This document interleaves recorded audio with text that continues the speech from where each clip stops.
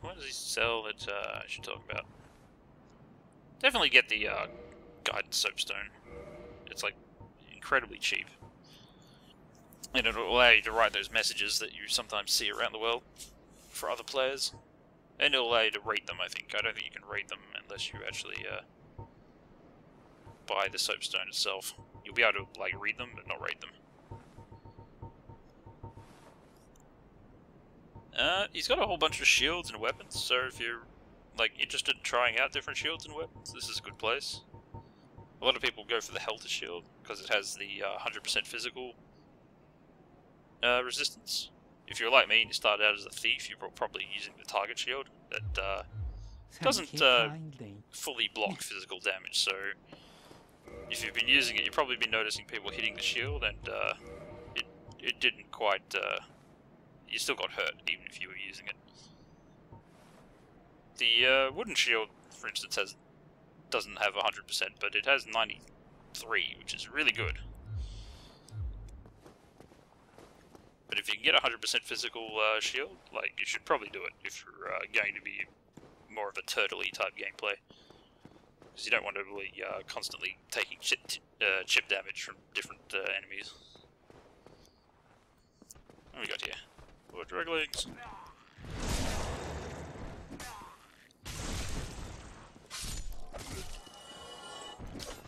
Nope.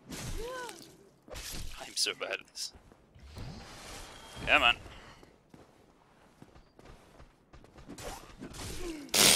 Okay.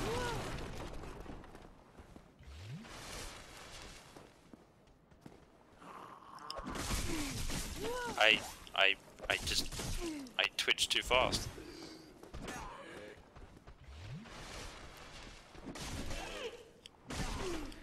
Jeez. You wouldn't know I've actually played this game several times before, would you? I'm a complete noob.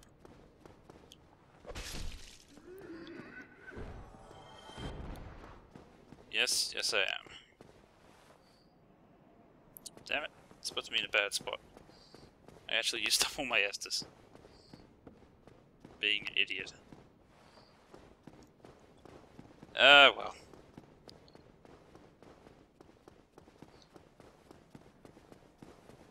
I can at least do my thing, and actually I do have one recourse left, and it's not a bad idea either. If you find yourself running out of Estus, and but you still want to heal yourself, you might occasionally resort to using your your item humanity, I should say. Although using this will put a humanity in your inventory. So you see in the very top left, my count has gone from 0 to 1. Having loose humanity is beneficial, but it's also risky because, like my souls, I can lose it if I die. The two effects humanity.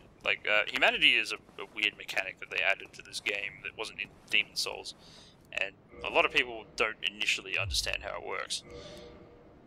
The main benefit of having loose humanity is that your chance of finding items off enemies goes up.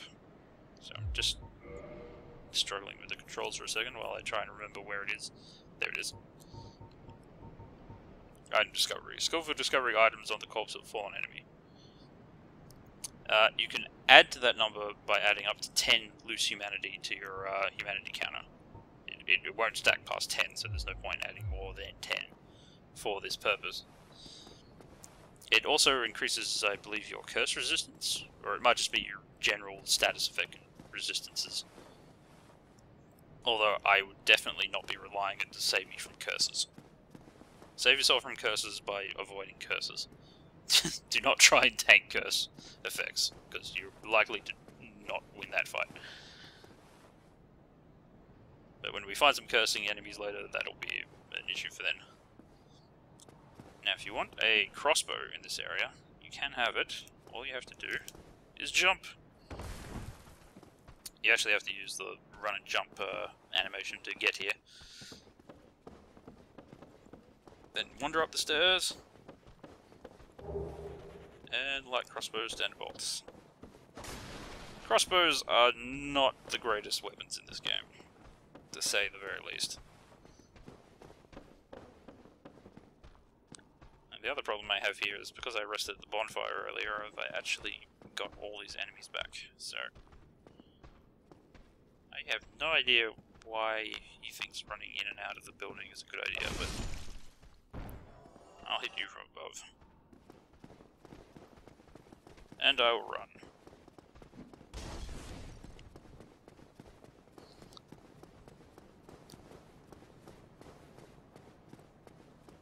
See you later, suckers! Anyway, now that went well, let's rest here.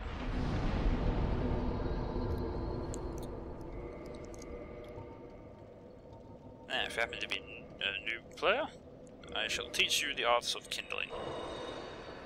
I'll use a second humanity so I can show you how it works. There's an option under when you rest at a campfire called reverse hollowing. And if you happen to be a zombie, which I definitely am, actually, let's really demonstrate how much of a zombie I am. There you are. Quite the ugly appearance, yes? So, there's an option here called reverse hollowing, and if you've got a loose humanity and you're a zombie, you can use it.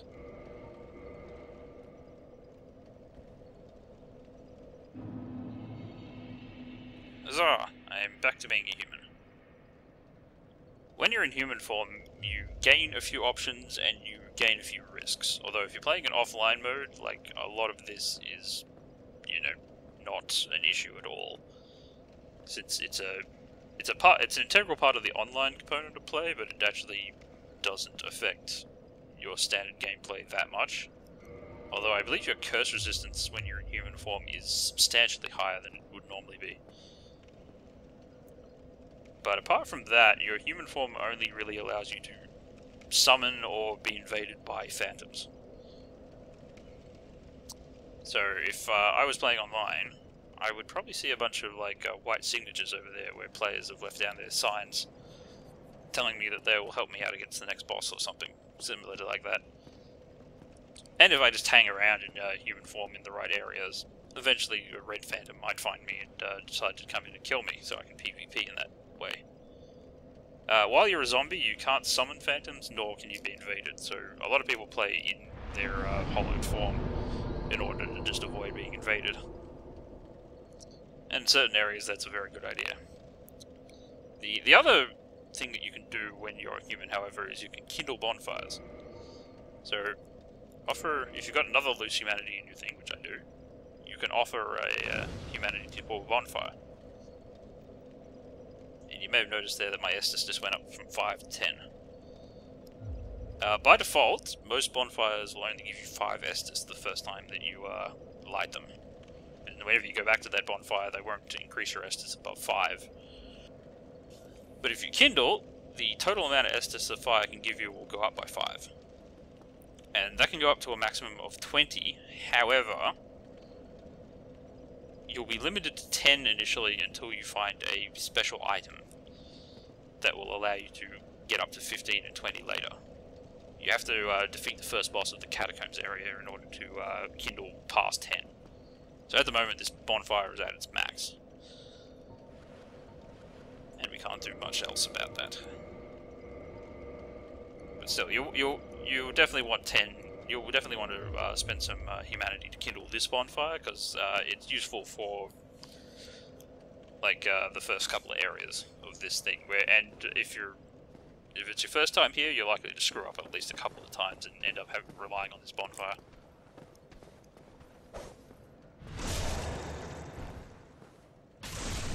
Punch!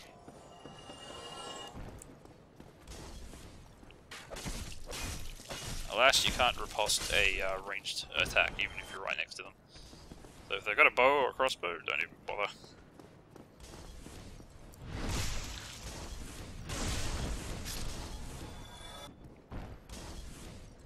Yeah, the enemies down there are always very twitchy. I can never quite tell if they're all going to suddenly like stream up here all at once, or if they're just biding their time or whatever. I suppose I do have enough souls to level up one more time, and then I can show you a particular place. Thing you can, so you can probably get a ring here quite easily. But it will most likely kill you the first time you try and do something like this. See that item down there? You can totally go there. Nope. Nope, nope, I can't. Sorry, I got distracted by the fact that I forgot someone was going to come and stab me in the back.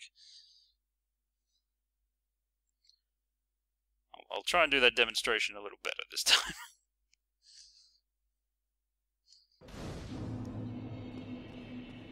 The things you take for granted.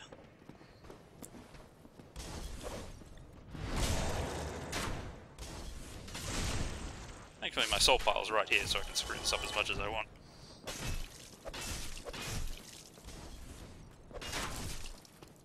He's still alive. Another light crossbow.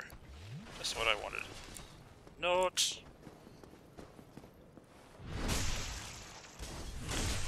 I swear they put the fist weapon attacks in like delicate places on certain enemies. I think the real secret here is just a roll. Nope. Maybe you have to jump.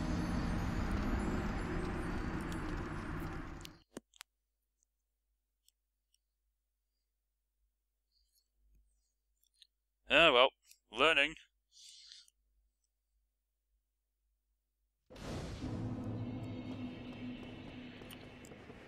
Behold, this is where my incompetence really shines.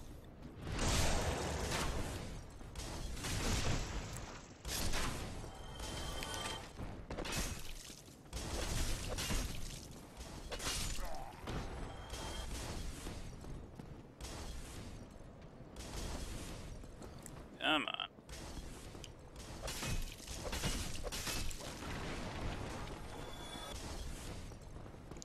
Now I've attracted the last one. Okay. I will proactively come down there and murder you. This is a very good farming spot, by the way. You can just keep touching the bonfire, coming down here, killing some guys, running back, touch the bonfire, kill more guys. You'll rather quickly amass some souls if you keep doing it that way. And there's actually a fair amount of like different equipment available here. Like there's some spear guys, there's some short sword guys, there's an axe guy downstairs. Kill them enough, you'll eventually get like whole sets of different armor and weapons.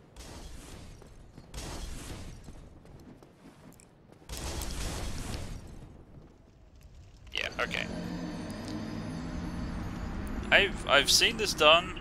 I don't normally do it myself, and it appears that I have not actually got a clue what I'm doing, so let's not further embarrass myself by throwing myself off this bridge more. Let's just accept that I have no idea what I'm doing, and that no one wants to see me throw myself off the bridge again. Maybe you do.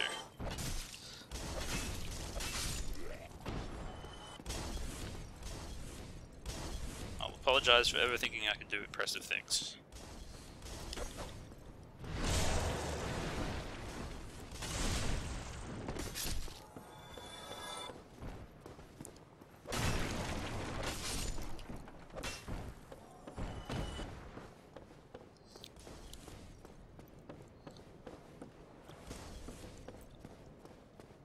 Okay, let's just play this one normally.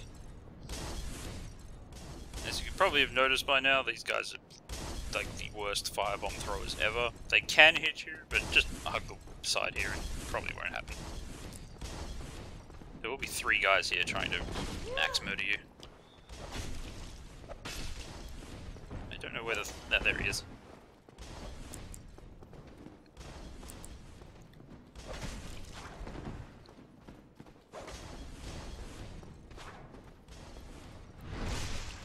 If you got a shield, this isn't actually as dangerous as if you don't have a shield, because you can easily just block and just hit and block and then hit and block and then hit.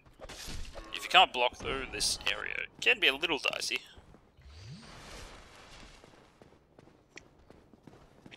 Since it's easy to just run in there and you don't get a very good camera angle on where the other positions are. Duck inside this house is a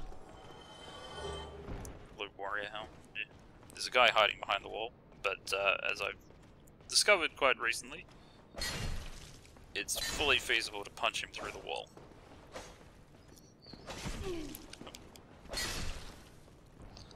Do that with a stronger weapon and you'll probably just kill him. There's a chest here. Open it up. Black fire bombs.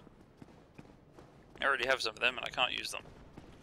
They're very good for the next boss fight though, if you want to sort of cheese your way through it. Souls games are all about cheese sometimes. It's like the way people get through their first game is often a matter of how cheese one can be.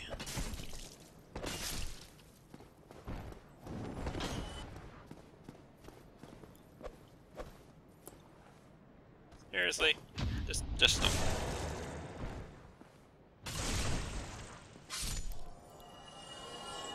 Now you have to be a little careful here. They never used to do this, but at some point I think they patched the game, and occasionally the bomb throwers actually do try and follow you down here. I'm not quite certain why they suddenly changed their behaviour in this way, but you always got to check to make sure that they're not coming if you're walking past this area. Of course, if you want the item up here, you're just going to have to endure. They'll likely hit you with a bomb or two.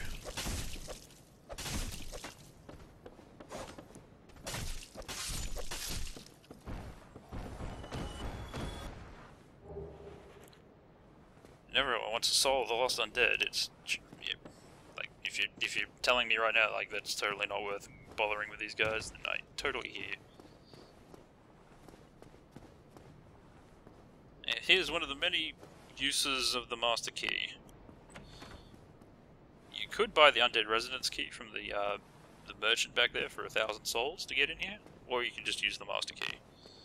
Up to you. If you don't have the Master Key, of course, it's not up to you. You have to go back and buy it. You probably should buy it anyway. I'm not certain if it unlocks the residence downstairs as well as the one up here. If you go out and get that pine resin, one of them will notice you and start coming up, as you can see. It's a spear dude, so just tap him on this thing, then riposte. Easy. There is a sniper up here. Rather ignoring existences, to be sure. If you don't kill him, you're likely to get an arrow in the back of your head at some point. I just noticed I got a decent chunk of souls. And that merchant is still back there, and he still has a couple of useful items we can talk about. So I'll probably just go buy a couple of things from him and then put an end to the video.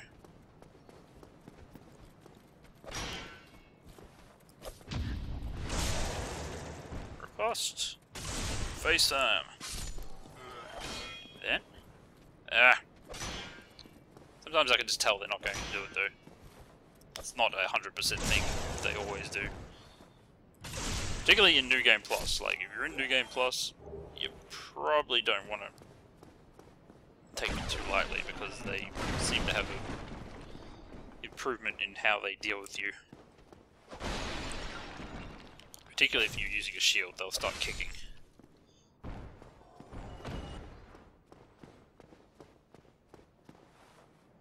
Oh, still keeping your marbles on? Then go ahead, never hurts to... I love this guy. What is it? Yeah. If you buy the residence key, you can open up those doors without the master key. So that's useful. I'll buy it just to keep my honesty. What else does he have? Ah, yes. You definitely want to buy a bottomless box as well. That'll allow you to put basically put some items that you don't want to carry around all the time into hammer space for you whenever you're at a bonfire.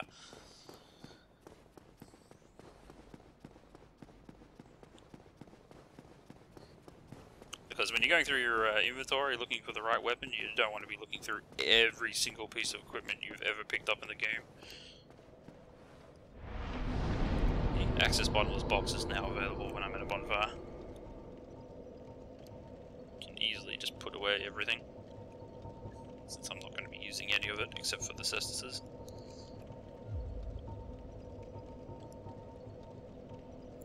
You can do it to your armor too, but in a lot of cases I actually like to keep my armor with me, because as long as you've got one of each piece of armor, like, you can always pick the best piece of armor that you need at the time that you need it, rather than having to go back to a bonfire to constantly re-equip yourself whenever you come up against a situation. Items much the same. I never feel like I've got so many items that I can't manage them. Alright. That seems like a decent place. The only other decent item I would have wanted to get off the merchant is the repair box, so that I can actually repair the damage that my equipment is taking with souls. But you won't take too much damage too quickly that you're going to need it right away. But perhaps next time. So I shall see you in the next video.